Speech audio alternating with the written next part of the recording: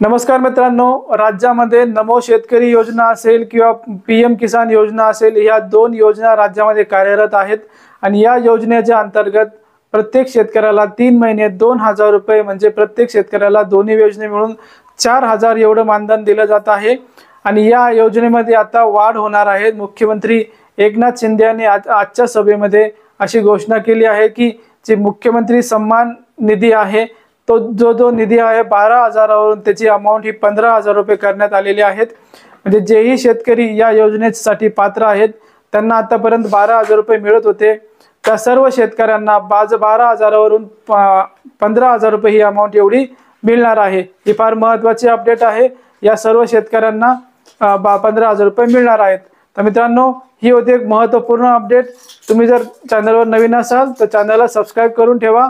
अशाच महत्त्वाच्या व्हिडिओ आणि अपडेट्स या चॅनलवर वेळोवेळी येत असतात। आणि ही माहिती बघून झाल्यानंतर तुमच्या मित्रांना आणि नातेवाईकांना जरूर शेअर करा।